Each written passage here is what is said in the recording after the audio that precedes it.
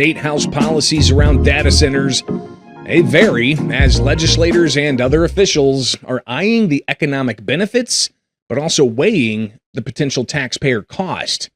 Now, across the country, this is popping up where at least 2 of Tennessee's smaller cities and counties have recently placed holds on data centers. Cedar Hill is a small city less than an hour north of Nashville. They approved a 2-year moratorium. In McMinnville, east of Music City, they paused them for 18 months. Knoxville's mayor said in a letter to the Knox County Planning that she has concerns about the data center's impacts on its neighbors. The mayor also indicating that she will ask the Knoxville City Council to pause data center approval for a year. Center Square associate editor Kim Jarrett reports the Nashville Zoo is also asking for signatures on a petition against the data center. In Louisiana, the Center Square reporter Darren Spahn reports that Bossier City leaders will consider a measure to support future infrastructure project costs with an anticipated increase in local spending and business activity due to the construction of a data center in that parish. Now, the officials in that area propose an ordinance requiring that a small percentage of its sales tax collections be set for infrastructure. In 2025, the city collected approximately $67 million in sales tax revenue, according to the Sales and Use Tax Division.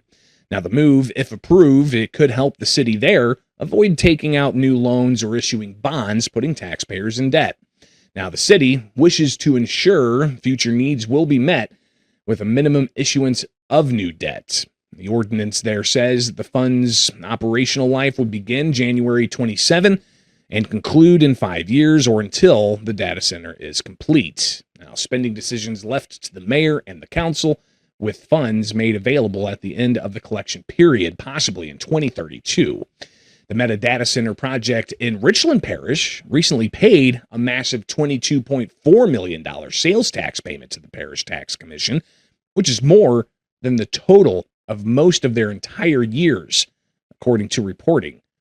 Now, Virginia budget negotiators, they spilled into public view last week as top Democratic leaders publicly clashing about data center policy ahead of a June 30th budget deadline.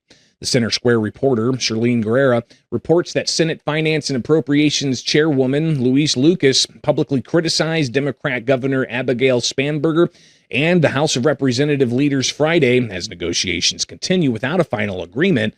In a separate statement released on Senate letterhead, Lucas said the governor and House leaders, quote, did not want to alter the freeloading policy for data centers and said the facilities should pay their fair share to provide services to the people of the Commonwealth for the next 2 years.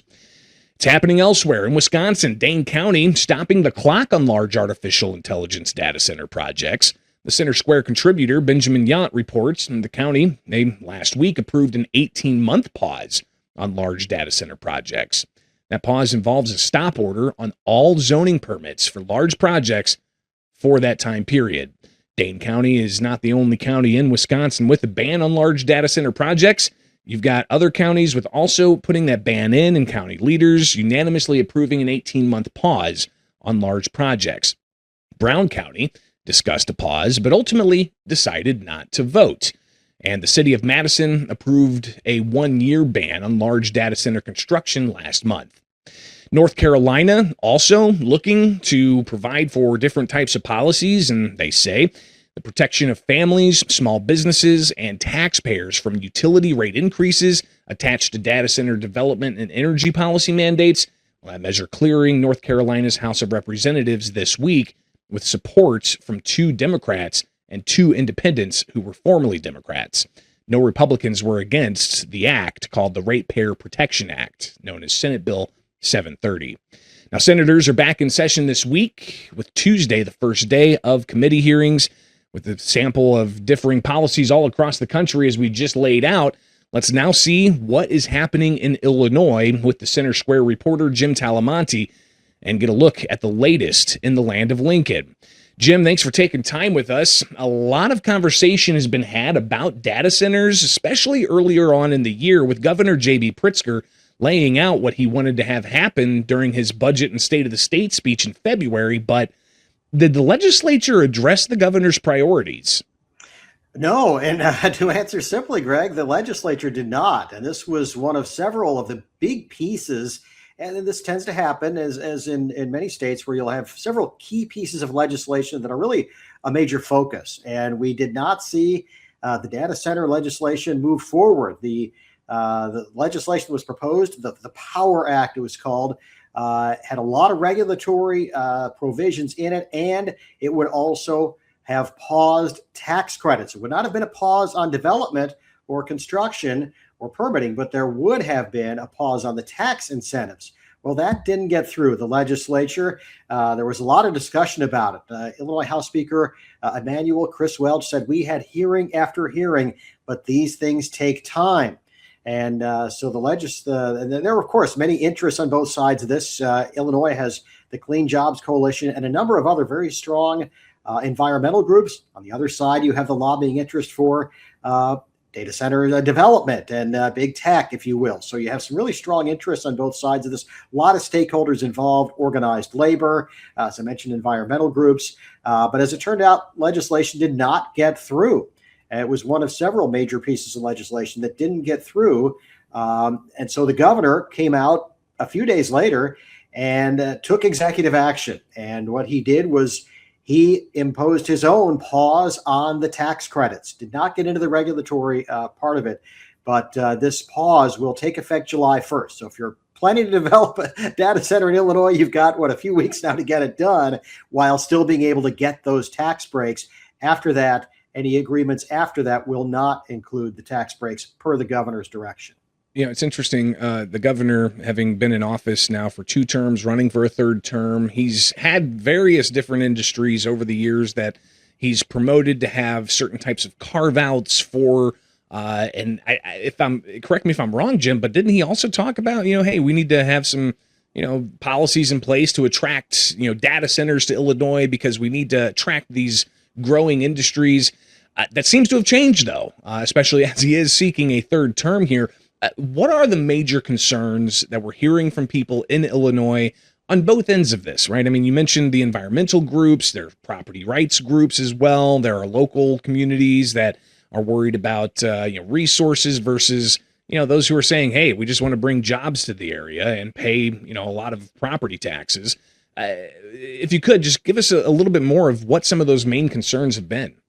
Well, it's interesting, Greg, you bring up local communities, and that's something that the governor did not include in his proposal when he made it earlier, and he did not include it in the regulatory framework he outlined when he announced that he would pause the data center tax credits. That's not been part of his involvement here at all, part of anything that he has pushed for. However, I talked with a leading Illinois House Democrat today, Leader Jay Hoffman, Metro East Democrat, one of the top budget experts, and he said local control is very important here. He said, we're concerned.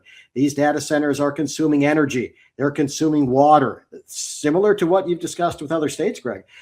This is a major issue that a lot of local communities are concerned about. But Hoffman said he's also very concerned about local control. That's something that we've heard more from the Republican side of the aisle in Illinois than the Democratic side. But Hoffman also very concerned about that. Of course, energy, water use. This is the environmental groups have said these data centers need to pay their fair share. The governor has echoed that, saying they need to pay their fair share, and we need to make sure that we're not draining resources, that these data centers bring their own energy. On the other side of that, in talking with the Data Center Coalition, they said, listen, Illinois has already, at once upon a time was a real leader in data center development. That has tapered off in recent years due to the tougher regulatory environment in Illinois. And so now if you pause these incentives, well, that's just going to further discourage investment, and not just in the industry itself, but going to a wider scope. The Illinois Manufacturers Association, a real advocate for businesses, small and large, also came out as soon as the governor paused these data center tax incentives, came out opposing this, saying this may stifle development in Illinois at a time when we need more development in Illinois. So a lot of complex moving parts to this, Craig. But as with other states, we're having real concerns about the local communities, energy and water on one side. On the other hand, are you discouraging investment when you pause tax credits, or as some states have done, gone even further by pausing development outright or stopping it? Now, you've got obviously the legislature that has adjourned, the governor shortly after, when the legislature didn't approve the Power Act, putting out that executive order. It's how long can that executive order be in place? And are there some at the State House on the Republican side of the aisle who are looking at this with a little bit of a critical eye? In a sense, I talked with a Republican state rep on this issue, Amy Ellick, and her questioning of during one of the hearings that took place regarding this was, I think, led to some of the things that went on here. And that she said and she told me these tax credits were very generous, and that she thinks was a big part of driving development. And she expressed concerns about the one things we mentioned, energy and water, but also she said, it's unclear when you talk about development and economic impact, it's unclear how many jobs are created by these data centers after the initial construction. Of course, there's a lot of construction work going into it, but after that, how many people are really working? And she said, we need to learn more about that.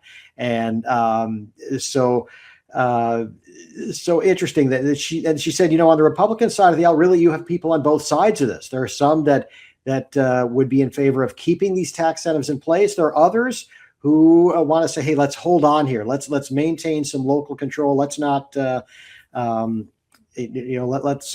said it's not necessarily unified, that there are some different people with different positions on the data center issue on the Illinois Republican side of the aisle, at least in the Illinois House. We'll be watching that closely, not just in Illinois, but all across the country, where the issue of data centers and tax breaks and different types of priorities are being laid out. Greatly appreciate Jim Talamonte with the Center Square. Get his story and all kinds of information about data centers in your area at thecentersquare.com.